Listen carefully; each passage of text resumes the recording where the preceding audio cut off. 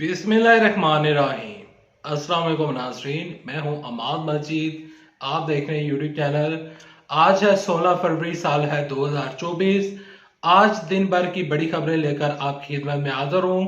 इमरान खान की तोशाखाना में जमानत मंजूर। इस्लामाबाद हाई कोर्ट और सुप्रीम कोर्ट ने बड़ा फैसला जारी कर दिया। ये फैसला क्या है? सुप्रीम कोर्ट ने ताज़ा तरीन हुक्म जारी किया है। किस केस में जारी किया है, आगे चलकर आप साथ वीडियो में तफसीलात शेयर करता हूं। ओन चौधरी को बड़ी नाकामी का सामना, सलमान अकरम राजा की बड़ी जीत, तहरीक इंसाफ की बड़ी जीत। मौलाना फजलुर रहमान और तहरीक इंसाफ में क्या खिचड़ी पक रही है? मौलाना फजलुर रहमान साहब क्या तहरीक इंसाफ का साथ देंगे या नहीं देंगे? आगे चलकर आप साथ वीडियो में तफसीलात शेयर करता हूं। और साथ में तहरीक इंसाफ का जमात इस्लामी के साथ भी राब्ता हुआ है और तहरीक इंसाफ के सीनियर तरीन रहनुमा की जमानत भी मंजूर हो चुकी है। किसकी जमानत मंजूर हुई? तमाम तर बड़ी खबरें शेयर करने से पहले, आगे बढ़ने से पहले रिक्वेस्ट करूंगा कि इस वीडियो को लाइक कीजिएगा, चैनल सब्सक्राइब कीजिएगा, साल अगर नोटिफिकेशन बेल दबाइएगा ताकि जो आने वाले वीडियोस हैं आप उनको मिस ना कर सकें। बढ़ते हैं खबरों की जानिब। सबसे पहले आपके साथ खबर शेयर करते हैं। आज ओन चौधरी साहब ने एक प्रेस कॉन्फ्रेंस की। उस प्रेस कॉन्फ्रेंस में उन्होंने जो हमले किए उन्होंने सलमान अकरम राजा के ऊपर और तहरीक इंसाफ के बानी चेयरमैन यानी कि इमरान साहब की जात के ऊपर। और उन्होंने ये सवाल उठाया अपनी प्रेस कॉन्फ्रेंस में कि सलमान अकरम राजा किस हैसियत से वो आरओ के ऑफिस में बैठे हुए हैं अपनी फैमिली के साथ। तो ओन चौधरी ने जो प्रेस कॉन्फ्रेंस की उसका जो लुबे लबाब है वो मैं आपके साथ शेयर करना चाहता हूं कि ओन चौधरी ने जो उनकी प्रेस कॉन्फ्रेंस में जो उनकी बॉडी लैंग्वेज नजर आ रही थी, जिस तरह वो जाती हमले कर रहे थे, तो इससे ये मुराद बनती है कि ओन चौधरी की को अपनी जीत के ऊपर कहीं ना कहीं उनको शक है। क्योंकि जो सलमान अकरम राजा साहब हैं उन्होंने कहा है कि मेरे पास फॉर्म 45 मौजूद हैं और उन्होंने फॉर्म 45 ना सिर्फ पाकिस्तानी मीडिया को बल्कि इंटरनेशनल मीडिया को भी उन्होंने दिखाए।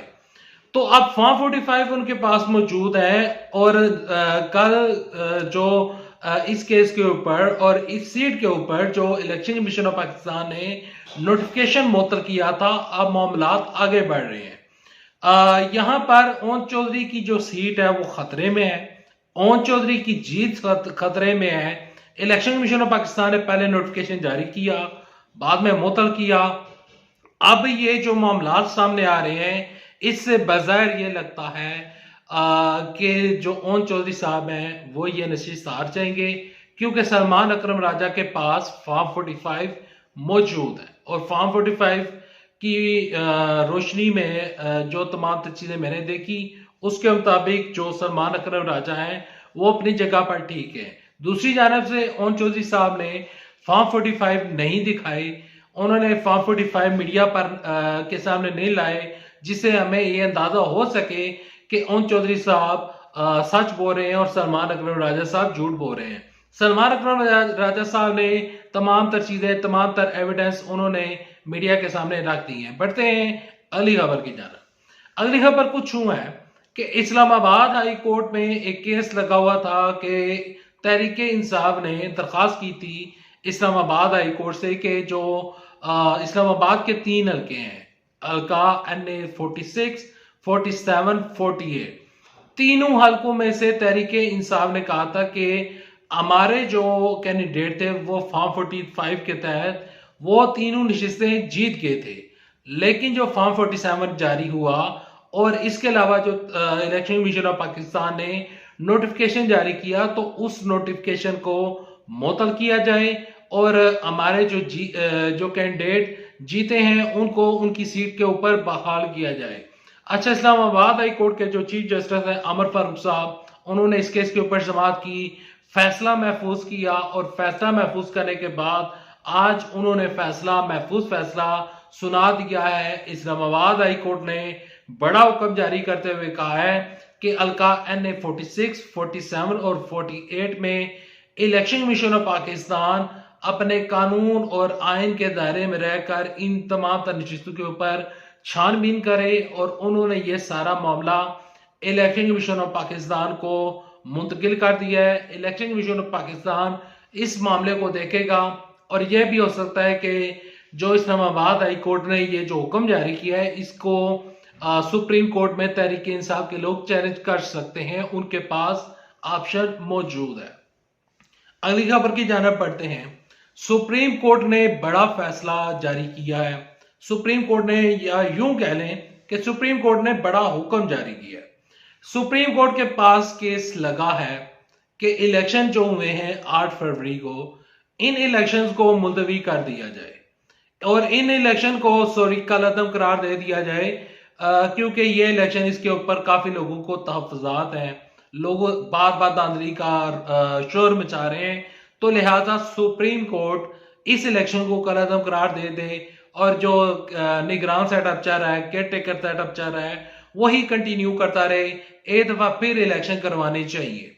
ये दरखास्त लगी थी। इस दरखास्त को काबिल समाअत करार देते हुए चीफ जस्टिस काजी फैसला साहब ने 19 फरवरी को इस केस के ऊपर समाअत रख दी है और 3 रुकनी बेंच इस केस के ऊपर समाअत करेगा।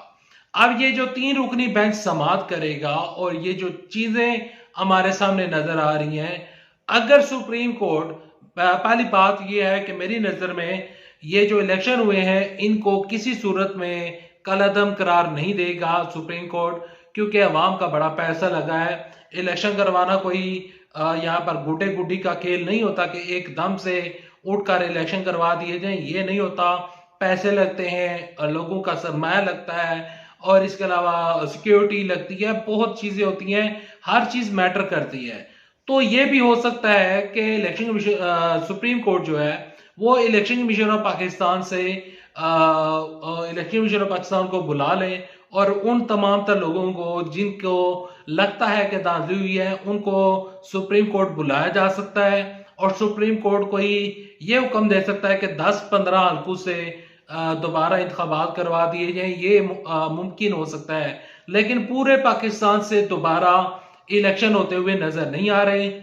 लेकिन सुप्रीम कोर्ट ने अब एक बेंच बना दिया है और यह बेंच इस केस के ऊपर 19 फरवरी को समाअत करेगा।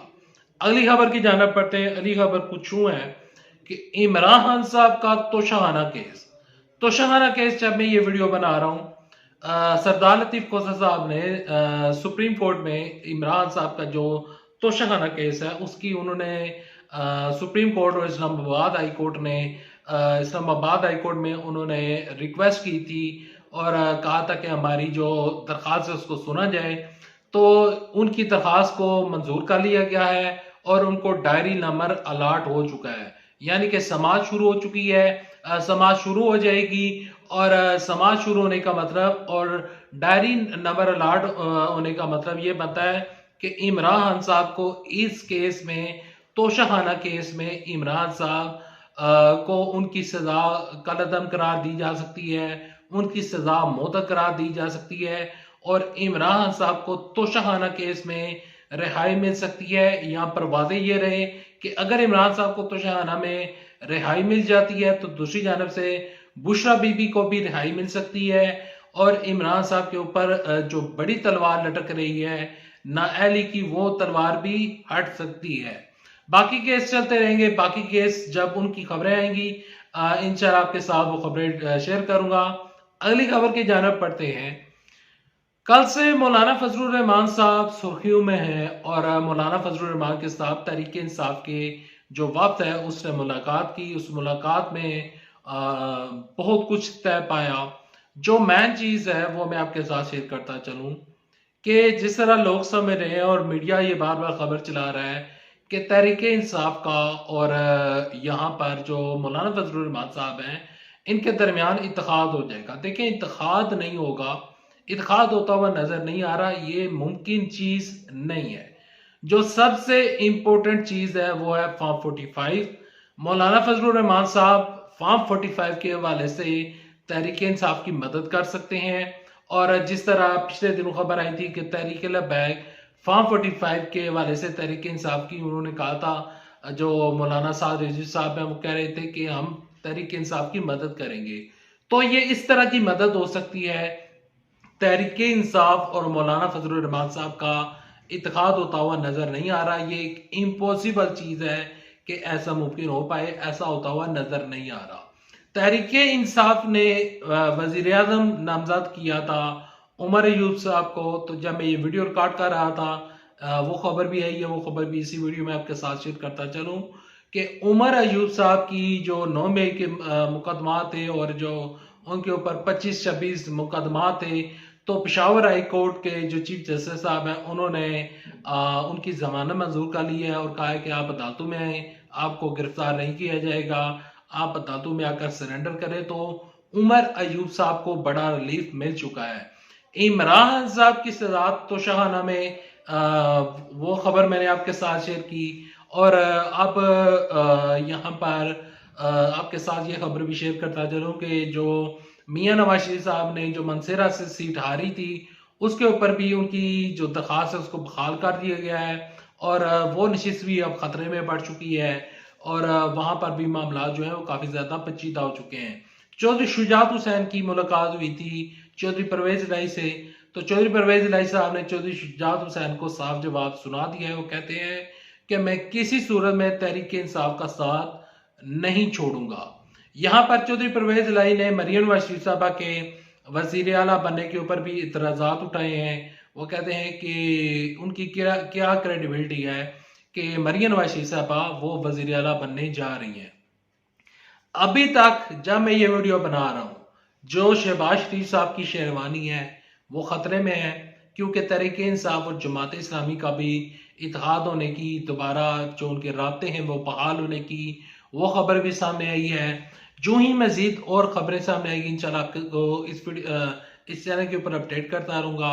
नेक्स्ट वीडियो तक ले दी इजाजत। अल्लाह आप सबका विनासर हो। अल्लाह हाफिज। पाकिस्तान जिंदाबाद। अफवाज पाकिस्तान जिंदाबाद। पाकिस्तान पाइंदाबाद।